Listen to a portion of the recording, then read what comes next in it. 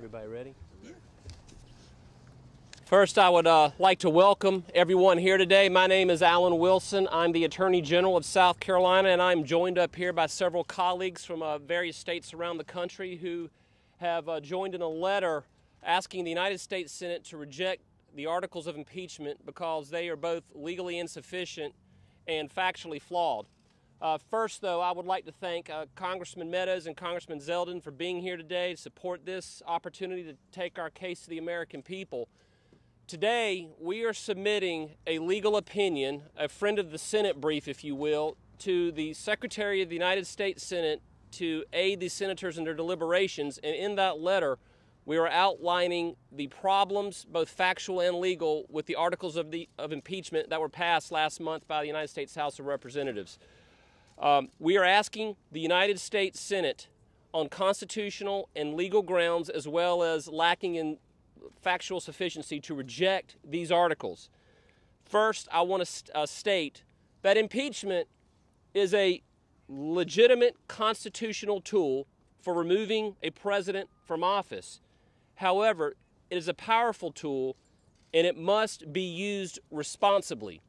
Here, in this particular case, in this instance, it is not being used responsibly. When I was a young prosecutor, a more seasoned prosecutor gave me one of my first lessons in the courtroom. He says, Alan, as prosecutors, you don't prosecute the person, you prosecute the conduct. You don't prosecute the person, you prosecute the conduct. And what he was trying to tell me, and what I'm trying to tell all of you, is that if you take out the personalities, this is a very different case. People or prosecutors, people standing in judgment, should not allow their personal views or passions about an individual to affect their judgment in deciding when and how to indict someone for committing an impeachable offense or a crime. That's what's happening here. The impeachment articles 1 and 2, obstruction of Congress and abuse of power, are legally flawed, factually insufficient. They are inherently destructive of separation of powers, and they're contrary to the vision of the framers of the U.S. Constitution. This is all outlined in this legal opinion. But most important, there is an incredibly dangerous precedent being set here today. I don't want this precedent to exist. I don't want the House of Representatives to turn the presidency into a ward of Congress. I don't want the Democratic House of Representatives to have this kind of power in the future, and I especially don't want Republicans to have this kind of power. This is not about partisan politics. This is about creating a constitutional precedent that could harm our country for generations to come. The president, under Article 1, was basically impeached for the nebulous crime of abuse of power because he exercised his constitutionally permissible power of talking to a foreign head of state about concerns he had regarding the receipt of military aid. Now, take out the names in this. There are no names. This is what presidents do. However, the precedent that's being created under Article 1 is basically that if the House believes that the president will receive a political benefit, then that fact alone is proof of corrupt motives. Here they are prosecuting a person, not the conduct. This is also true if you look at the underlying issues that were raised in the call with President Trump and President Zelensky. Let's take out the names. Imagine President Trump threatens to withhold funding to Ukraine unless a Ukrainian prosecutor is not fired before investigating a company that President Trump's son would be on. We'd be having a very different conversation right now. But when that fact was raised this past year, we heard crickets. Here, it's the same thing. They are imputing a corrupt motive on facts that are perfectly permissible under our Constitution, and it is something that if this happens in the future, it is going to hurt presidents of both parties. Go back to 2012. President Obama overheard on a hot mic talking to President Medvedev of Russia about asking for flexibility until after the election so they could pick up negotiations on missile defense and other matters. Asking for a benefit, a political benefit, till after the election. It's the same concept here. That kind of stuff, we should not impute political motives, or corrupt motives rather, because when the conduct is purely purely permissible under our Constitution. Under the obstruction of Congress charge, this one is very troubling. When you read Article 2, obstruction of Congress, what you will not see anywhere mentioned in that article is executive privilege. Here's the problem I have with that.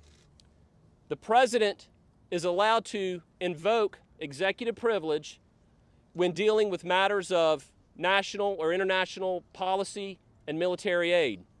If the House of Representatives did not think that this was an appropriate application of executive privilege, they could have taken the president to court, challenged the lawfulness of that invocation, and then heard from a court. But if we all remember, they did not want to wait. Remember what they said? This is too urgent. This is too important for our country. And so they rushed to basically claim that he's obstructing Congress for utilizing a constitutional power of executive privilege, and now they're impeaching him for it. The failure of the House to mention the president's invocation of executive privilege underscores the political nature of this impeachment process. This impeachment process is creating a very, very dangerous precedent that will make the president and all future presidents a puppet of Congress. I don't want any future House of Representatives, Republican or Democrat, to have that kind of power. That is why today I am excited and honored to be standing with some men and women up here, my colleagues from respective states around the country who have signed on to this letter, asking Congress to reject these articles of impeachment and stop this dangerous precedent. At this time, I will be followed by my good friend and colleague, the Louisiana Attorney General, Jeff Landry. Thank you, Alan. Again, my name is Jeff Landry. I'm the Attorney General for the state of Louisiana. I want to thank General Wilson and General Reyes of Utah, for working with us on getting this letter to the Senate. I want to thank my colleagues as well. You know, each and every day, Attorney Generals from around the country work to uphold the rule of law. Today is a disappointing day for America. For over a decade now, you have been hearing people like myself telling you all that there is a complete erosion in the rule of law. Today, it is on full display in the United States Senate. These impeachment articles would not hold up in any court of law. And impeachment was never designed to be a partisan response towards one party losing a presidential election. The weaponizing of this process it's a weaponizing of this process that should only be used in very rare circumstances.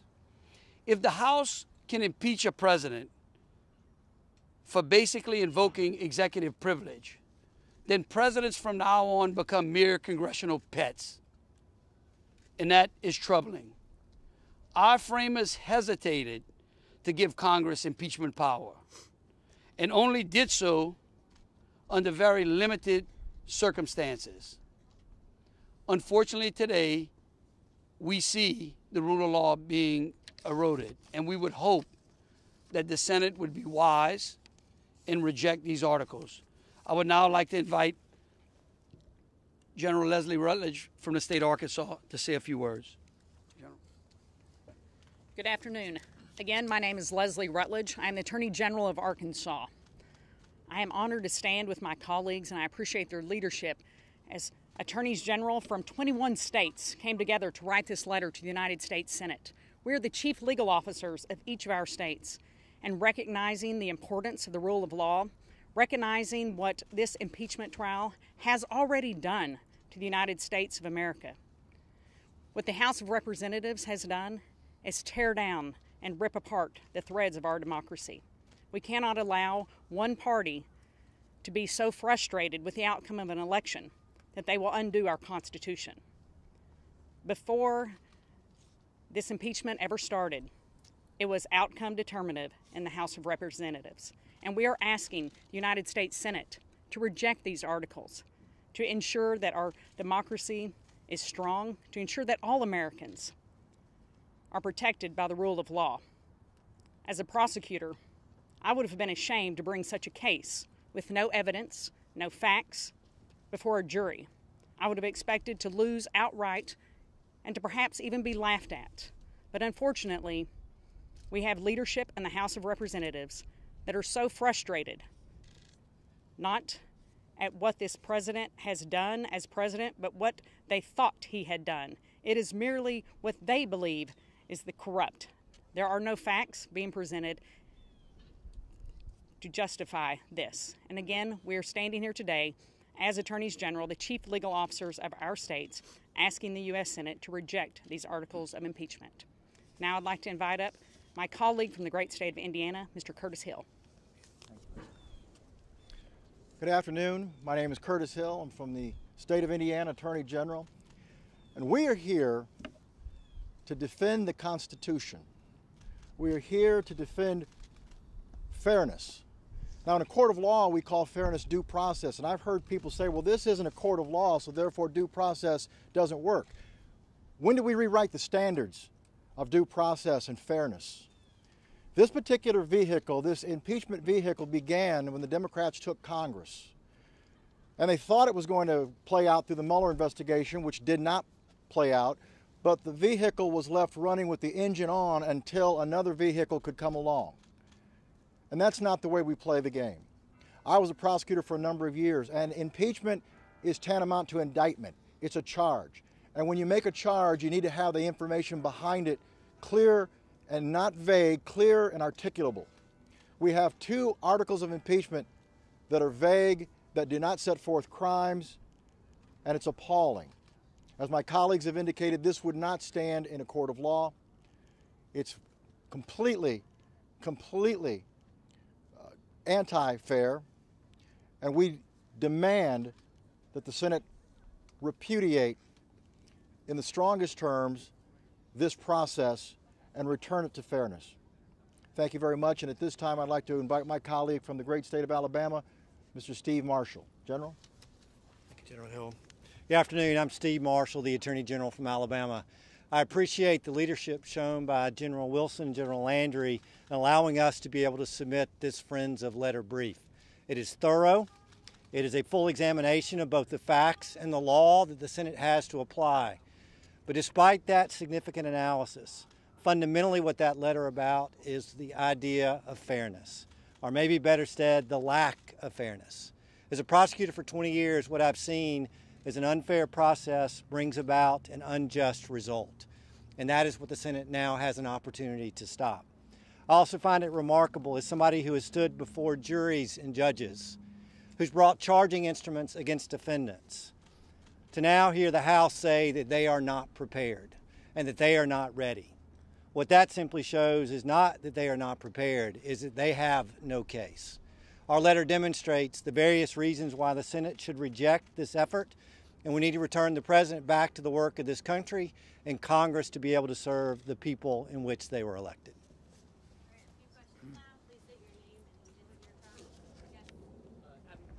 From Courthouse News. Quick question, then I have a follow-up. You've all prosecuted a lot of cases. Have you ever prosecuted a case without witness testimony or discovery of evidence?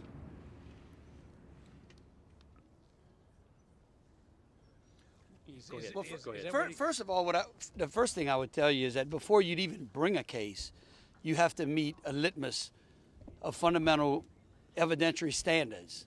And the problem we have here is exactly that. If the House, what we have today is a fishing expedition. And if the House continued to want to fish, they should have left it in the House and not sent the articles here. And that's the problem. Once you bring the indictment over, it means this is the best evidence I have. You don't continue on a fishing expedition. So you're saying that you stop discovery of evidence once the indictment is charged? So let me just speak. I mean, your premise is to suggest there was no witnesses. I actually was in depositions over 100 hours, 17 different witnesses. And so when we look at the witnesses and the evidence, it's the House's job to actually do the investigation. And now what we're trying to do is move that investigation over to the Senate. It's just not the appropriate place. It's not what our founding fathers set up. And candidly, it shows, as the general from Alabama said, it shows that they have no case and they're not prepared. And so I think it's important that we recognize the difference. Thank you. Just a quick follow-up. Majority Leader Schumer, or Minority Leader Schumer, told us this morning that a lot of the president's legal team was just playing to Fox News. What do you think? What do you hope to accomplish with this? Is this just for the cameras? Is this just for us? Well, you're not with Fox. You're with Fox. Look again, and you know, General Hill, General Marshall, General Rutledge can tell you. I think again to his question, you'll have to recognize something. If we brought this case into a criminal court, the defense would automatically ask the judge, motion the judge to strike the case based upon a lack of evidence. And that's what we're here to tell you. There's a complete lack of evidence, whether they went through witnesses or not, whether they went through the documentation or not. They should have this case should not be before the Senate today. And that's the problem. We're here today to say that there's a foundation in this country, okay? That a court of law is a place where you receive justice and fairness. And those people out there who are elected to serve in this Congress should respect that as well. Fight to influence senators? Well, we hope to educate and inform senators through the legal opinion. We also hope to, through all of you here today, to educate and inform the public, because they have a right to know what's going on in this building behind me. And back to the question the gentleman asked earlier, I've never taken a case to trial where I had not completely vetted all the witnesses. And listen, every trial has preliminary hearings where one side says, I want X document or talk to X person, and the other side says, well, that's excluded under the rules of discovery, and they have preliminary hearings, which is what a court would have done under the executive privilege invocation. So what the House basically did is they indicted first, now they want to ask questions, and that's the exact opposite of what you're supposed to do. Question. I didn't hear your name. Yes, actually, I met with one of my senators this morning. I met with Senator Graham and presented him with a copy of the letter prior to this. I also told him that we'll be coming up here presenting this, and he welcomed that letter to inform the Senate. Has the Secretary of the Senate given you any indication about how your letter could be entered into evidence, provided to all 100 senators? What's the mechanism? Well, we wanted to follow a process, so we sent it to the Secretary of the Senate because I believe that's where the articles of impeachment were presented. However, I've given a copy to my senator. I plan to give another copy to my other senator. I think the senators can receive whatever information they want, but we wanted to use the channels available to us to the Secretary of the Senate. With regards to the recent GAO finding that the Office of Management and Budget found that there was an illegal withholding of funds to Ukraine, does that undermine your argument that it's without factual basis, the abuse of power charge? Well, not at all. First off, there is a remedy in that law, which I believe is a lawsuit that can be brought against the president when or if any president violates that particular statute. So there's already a remedy in law. You're talking about removing a duly elected president in the United States for an alleged technical violation of a law when there's already a remedy in that law for suing the president. Why would they pass a law putting a remedy in there? Would impeachment be the logical jump when they put a remedy in the law to address that kind of thing? And also, that was never alleged in the articles of impeachment. There's not one violation of law or one alleged crime. And I know that a criminal indictment is not necessary, although I think this is the first impeachment where there has been no criminal allegation. But there's no criminal allegation in the articles of impeachment. Abuse of power, define that. Define obstruction of Congress. It's arbitrary. It's gray. I mean, there's no definitive elements for crimes for someone to protect against. So in that particular case, they didn't allege it in the articles, and even if they had, I would make the argument that there's already a remedy in there. If you believe a president has violated that statute, the remedy says you sue the president, not impeach him. Just to be clear on the findings of that report, it doesn't undermine your arguments at all? Not at all. There's no factual or legal basis for these charges? For impeachment? Absolutely not. There's abuse of power and obstruction of Congress? Absolutely. Absolutely. And I think for the record, it's important to recognize that this isn't the first time the GAO has recognized that a president has violated that provision. So, should we be impeaching every president before who has done this? 7 times under President Obama. Quick question. You're all obviously state attorneys general. How does this advance the interest, filing this friend of the Senate brief, as you call it, of all the people of your state rather than a political interest as Republican AGs? Well, initially, the citizens of South Carolina, and I think my colleagues up here would say the citizens of their state voted in the last presidential election. And we view, first off, my job is to protect the integrity of the 2016 election as well as protect the integrity of the 2020 election.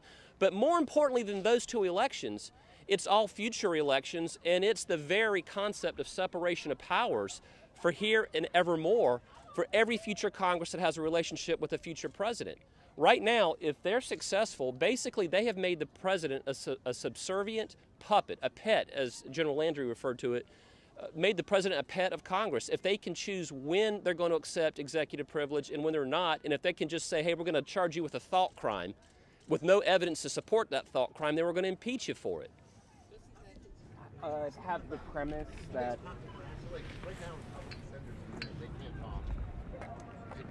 did you guys talk to them? No. Because Democrats are in there, like you guys might lead the news tonight. I only spoke to Yeah. I only spoke to my senator when I'd already determined that I wanted to work with my colleagues, and I talked to a number of my colleagues about doing a legal opinion. Oftentimes, the attorneys general, we have a bag of tools in our toolkit. When there's a lawsuit, we can join in a complaint if we have standing to do so. If there's a legal issue that we're not a party to, but we're concerned that it might have an adverse effect on us as a stakeholder, we can file a friend of the court brief, an amicus brief, if you will. And we also, when there's a rule or a law being tossed about in Congress, we will oftentimes sign on to a letter arguing on policy grounds why members of Congress should or should not vote for that law because of the adverse effect it may have on our states. This is a very unique situation behind us. This isn't a law being debated. This isn't a rule being promulgated by some federal agency. This isn't a complaint or a lawsuit going on. This is an impeachment of a president. It's only happened twice in my lifetime and 3 times in the history of this country. So we were trying to find a vehicle to be able to speak on behalf of the states and our citizens. And our document is I called it a friend of the Senate brief because I don't know what else to call it. It's a legal opinion to try to educate senators on why they should enthusiastically reject these articles of impeachment. Because I'm telling to all my Democratic friends out there who are cheering for this, I promise you, one day the shoe will be on the other foot. And this is what I don't want. But you're going to have someone in the White House that you support, and they're going to be accused of a political thought crime, or they're going to be accused of withholding information from Congress by lawfully invoking executive privilege, and you're going to be on the other side arguing the exact opposite. And I think that this is so important that this precedent today be set, that the Senate repudiate the House's articles of impeachment by rejecting them loudly. Thank you. Any last questions? All right, thanks all. Yeah, thank you. Great job. Great job.